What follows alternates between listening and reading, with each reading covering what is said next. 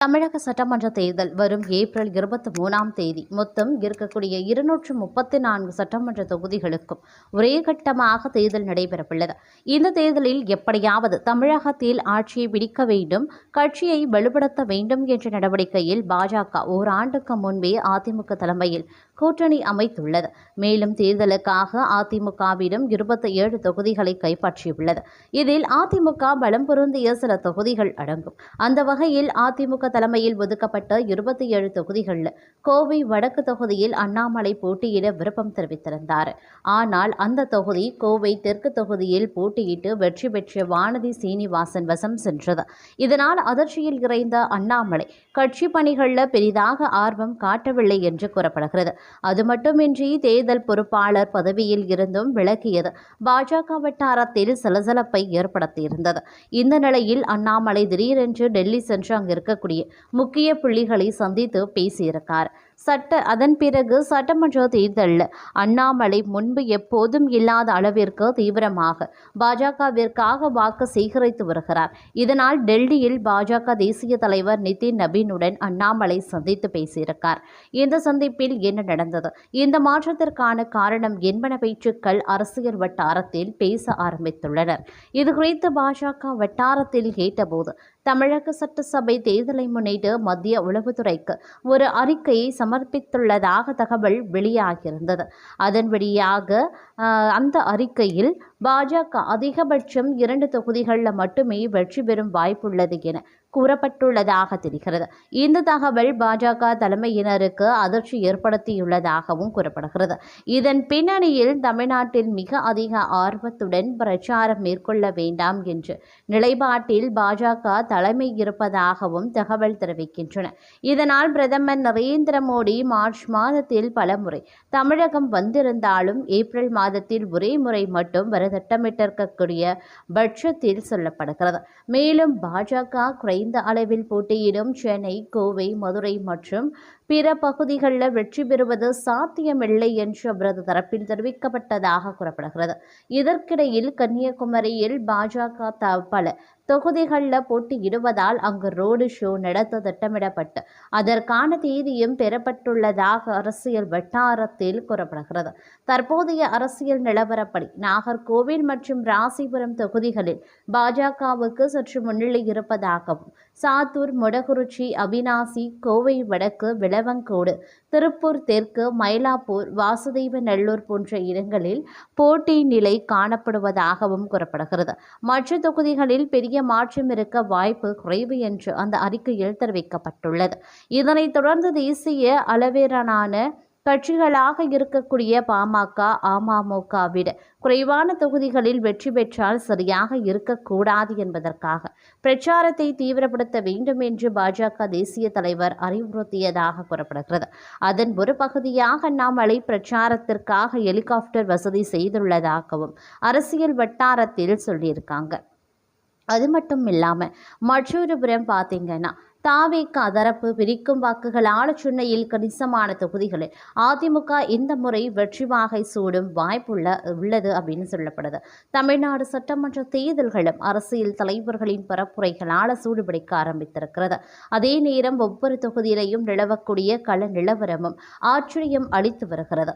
அந்த வகையில் கடந்த சட்டமன்ற தேர்தலில் தலைநகர் சென்னையில் இருக்கக்கூடிய 16 தொகுதிகளிலையும் திமுக கூட்டணி வெற்றி பெற்றது. அதே நேரம் தங்களது மிகப்பெரிய பலமாக கருதப்படும் கோவை மாவட்டத்தில் அதிமுக கூட்டணி 10 இடங்களையும் வென்று அசத்தியும் இருந்தது. ஆனால் இந்த முறை சென்னையில் திமுகவும் கோவையிலையும் அதிமுகவும் ஒட்டுமொத்த தொகுதிகளையும் கைப்பற்ற வாய்ப்பில்லை என கூறப்பட்டது. விஜய் தலைமையிலான தாவேக பிரிக்கும் வாக்குகளால் 2 மாவட்டங்களின் பல தொகுதிகளிலையும் வெற்றி தோல்வி மாறவுள்ளதாக கணிக்கப்பட்டிருந்தது. ஆளுங்கட்சியாக இருக்கும் எந்த ஒரு கட்சியும் தலைநகர் சென்னையை தங்கள் வசம் வைத்திருக்க உதவும். அந்த வகையில் கடந்த முறை ஒட்டுமொத்த 16 தொகுதிகளையும் திமுக கைப்பற்றியிருந்தது. இது அந்த கட்சியை தனிப்பெரும்பான்மை பெறவும் முக்கிய பங்கு வகித்து. ஆனால் இந்த முறை குறைந்தபட்சம் 4 தொகுதிகள் வரை சென்னையில் அதிமுக வெல்லும் சூழல் நிலவுகிறதா. அதில் தியாகராய நகர் திமுக கூட்டணியில் காங்கிரசுக்கு ஒதுக்கப்பட்டுள்ள வேளச்சேரி, மயிலாப்பூர் ஆகிய தொகுதிகளில் அதிமுக கூட்டணிக்கு வெற்றி வாய்ப்பு நிலவுகிறதாம். அதேபோல அண்ணா நகரில் கோகுல இந்திரா, 1000 விளக்கில் வளர்மதி ஆகியோர் திமுக வேட்பாளருக்கு கடும் நெருக்கடி வாய்ப்பு இருக்கிறதாக கூறப்பட்டது. கடந்த 2021 ஆண்டு சட்டமன்ற தேர்தலில் 1000 விளக்கு தொகுதியில் வெறும் 137 வாக்கு வித்தியாசத்தில் மட்டுமே அதிமுக வேட்பாளர் சத்யா வெற்றி வாய்ப்பு இழந்தார். இந்த முறை அந்த தொகுதியில் திமுகவின் வெற்றி வாய்ப்பு குறைவாகவே உள்ளதாகவும் கூறப்பட்டு வருகிறது. முனையில் பார்த்தீங்க அப்படின்னா கொங்கு பெல்ட்டின் தலைநகராக பார்க்கப்படக்கூடிய கோவையில் கடந்த தேர்தலில் அதிமுக கூட்டணி 10 தொகுதிகளிலையும் வெற்றி பெற்றிருந்தது. கடந்த முறை கரூர் மாவட்டத்திற்கு மட்டுமே பொறுப்பு வகித்து 4 தொகுதிகளிலையும் வெற்றி பெற்றிருந்த செந்தில் பாலாஜியை இந்த முறை ஒட்டுமொத்த கொங்கு பெல்ட்டிற்குமான பொறுப்பாளராக திமுக நியமித்திருக்காங்க. இதனால் அவரே கோவை தெற்கு தொகுதியில் இந்த முறை போட்டியிடுகிறார். இதுபோக வானதி சீனிவாசன் போட்டியிடும் கோவை வடக்கு, சிங்காநல்லூர், வால்பாறை போன்ற கோவை மாவட்டத்திற்குள் இருக்கக்கூடிய 3 முதல் 4 தொகுதிகளை இந்த முறை திமுக கைப்பற்றும் என தகவல் தெரிவிக்கின்றன. அப்படி நடந்தால் அதிமுகவின் கோட்டை எனப்படும் கொங்கு பெல்ட்டில் அந்த கட்சிக்கு மிகப்பெரிய பின்னடைவாகவே அமையக்கூடும். சென்னையில் பல தொகுதிகளில் தாவேகா சார்பில் கட்சியின் தலைவர் விஜய், பொதுச் செயலாளர் என் ஆனந்த், முக்கிய நிர்வாகிகளான ஆதவ் அர்ஜுனா மற்றும் ராஜ்மோகன் உள்ளிட்ட பலரும் வேட்பாளர்களாக களமிறங்கியுள்ளனர். இவர்களுக்கான வெற்றி வாய்ப்பு குறைவாகவே இருந்தாலும் ஒட்டுமொத்தமாகவே பெரிய அளவில் வாக்குகளை பிரிக்க வாய்ப்புள்ளதாக தெரிகிறது. இதனால் கடந்த முறை மிக குறைவான வாக்கு வித்தியாசத்தில் தோல்வியடைந்த பல தொகுதிகளில் இந்த முறை அதிமுகவின் வெற்றி வாய்ப்பு அதிகரித்துள்ளதாம். இதே சூழல்தான் கொங்கு மண்டலத்தின் திமுகவிற்கு சாதகமாக அமைய வாய்ப்புள்ளதாகவும் கூறப்படுகிறது.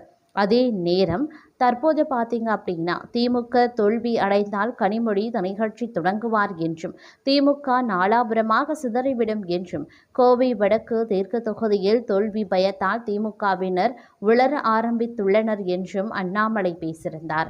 செந்தில் பாலாஜி குறித்த கேள்விக்கு பதிலளித்த அண்ணாமலை, தரம் தாழ்ந்து பேசுபவர்களுக்கு நான் பதில் சொல்ல விரும்பவில்லை என்று கூறினார். தமிழக சட்டசபை தேர்தலுக்கு இன்னும் 12 நாட்கள் மட்டுமே இருக்கக்கூடிய நிலையில் அரசியல் கட்சி தலைவர்கள் தீவிர பிரச்சாரத்தில் ஈடுபட்டு வருகிறார்கள். பாஜக அண்ணாமலையும் இன்று கோவையில் சூறாவளி பிரச்சாரம் மேற்கொண்டார். அப்போது அவர் கோவை வடக்கு தொகுதி வேட்பாளரும் தேசிய மகளிர் அணி தலைவி வானதி சீனிவாசனை எம்எல்ஏவை ஆதரித்து கவுண்டம்பாளையம் தீயணைப்பு நிலையம் அருகே பிரச்சாரம் செய்தார். தொடர்ந்து அவர் செய்தியாளர்களை சந்தித்த போது முதல்வர் ஸ்டாலின் அன்பான வார்த்தைகளை பயன்படுத்தவும், உதயநிதி ஸ்டாலின், கனிமொழி அக்கா யாராவது எதிர்த்து பேசினால் மலர் வளையம் வைத்து விடுவதாக பேசுகிறார்கள். கோவையில் செந்தில் பாலாஜி டவுசர் என்று எல்லாம் தரம் தாழ்த்தி பேசுகிறார்கள். இந்த விமர்சனத்திற்கு நான் பதில் சொல்ல தயாராக இல்லை. அவர்களுக்கு தோல்வி பயத்தில் விளர ஆரம்பித்திருக்கிறார்கள். அதை பற்றி கண்டுகொள்ள வேண்டிய அவசியமும் எமக்கு இல்லை என்று கூறியிருந்தார்.